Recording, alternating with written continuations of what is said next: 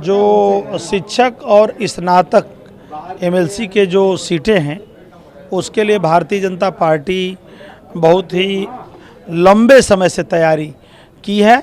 विशेष रूप से वोट बनाने के स्तर पर बहुत तैयारी हुई है। कार्यकर्ता जो है कि बहुत बड़ी संख्या में लग करके वोट बनाए थे, लेकिन चूंकि चुनाव टल गया था कोरोना के कारण, यह चुनाव वास्तव में लेट हो रहा है।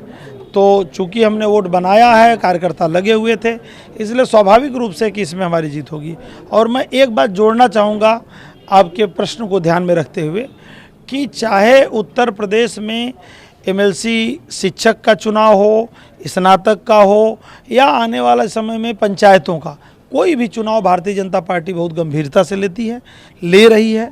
हमारे माननीय प्रदेश अध्यक्ष जी और माननीय प्रदेश महामंत्री संगठन दोनों लोगों के निर्देश में बहुत ही ठीक प्रकार से चुनाव लड़ा जा रहा है। अभी सर उत्तर नाथ जी का डंका बजा है, कहा जा रहा है कि जो वो 19 विधानसभाओं को बिहार में कनेक्ट किए थे उसमें से 13 में जीत हुई और यहाँ तो 7 में 6, क्या कहेंगे सर? वास्तव में जो बिहार के चुनाव का रिजल्ट है उसमें केवल भाजपा के ही कार्यकर्ता या नेता नहीं, बल्कि जदयू के भी कार्यकर्ता और नेताओं ने इस बात को फ्लोर पर आकर के मीडिया के सामने आके स्वीकार किया कि यह जो जीत है उसमें सर्वाधिक श्रेय माननीय प्रधानमंत्री श्री नरेंद्र मोदी जी का है।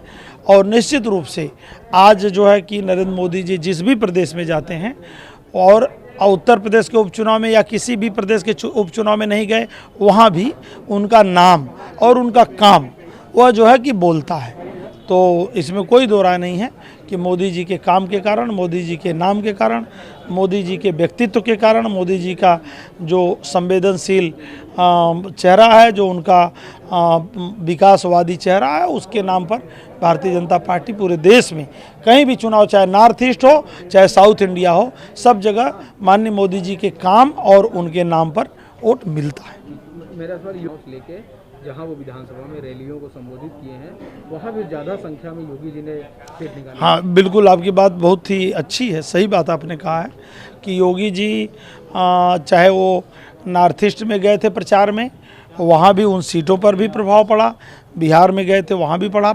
और निश्चित रूप से योगी जी एक तो बहुत बड़े प्रदेश के मुख्यमंत्री हैं, 24 करोड़ का प्रदेश है और देश में सबसे बड़ा प्रदेश है, बहुत ही पॉलिटिकल प्रदेश है, तो स्वाभाविक रूप से जो है उनका प्रभाव है। और विशेष रूप से वो संत भी हैं, तो एक अतिरिक्त प्रभाव है।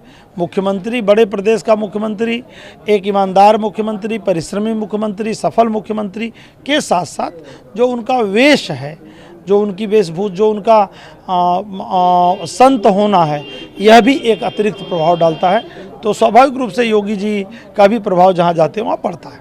वहीं सर कांग्रेस के ही लोग अब सवाल आपस में उठा रहे हैं कि कांग्रेस की परफॉर्मेंस नहीं ठीक रही। आरजेडी कहा कि कांग्रेस अगर संभाली होती तो ये दुर्दशा ना होती, उनको 70 सीटों में उनको मिला था जिसमें 19 पाए, क्या कहेंगे? वास्तव में ये आरजेडी के का स्वभाव है कि चुनाव के बाद जब वो चुनाव हारते हैं तो दोषारोपण करते हैं। और कांग्रेस तो जब माननीय मोदी जी ने कह दिया कि कांग्रेस की नाव डूबती हुई नाव है, तो जो उसका साथ करेगा वो डूबेगा, इसमें तो कहीं कोई दो राय नहीं है। क्योंकि देश की आम जनता, देश का जनमानस जो है देश को कांग्रेस मुक्त चाहता है। लेकिन आरजेडी या उत्तर प्रदेश में अखिलेश यादव जी जब विधानसभा चुनाव लड़े थे तो ये लोग कांग्रेस को उठाना चाहते हैं, ये लोग अपने साथ कांग्रेस को लेके चलते हैं। इन लोगों को अभी भ्रम बना है कि कांग्रेस के भरोसे इनकी नैया पार हो जाएगी। लेकिन चूंकि कांग्रेस अब कालवाय हो रही है, अब कांग्रेस जो है कि अपनी जो पारी थी, क्योंकि 137 साल पुरानी पार्टी हो गई है और वो अपनी पारी खेल चुकी है। अब कांग्रेस को बहुत बार टेस्ट किया जा चुका है, इसलिए अब कांग्रेस पर भरोसा करने के लिए देश के लोग नहीं तैयार हैं। और जैसा मोदी जी का नारा है कि कांग्रेस मुक्त, देश का जनमानस चाहता है कि देश कांग्रेस मुक्त।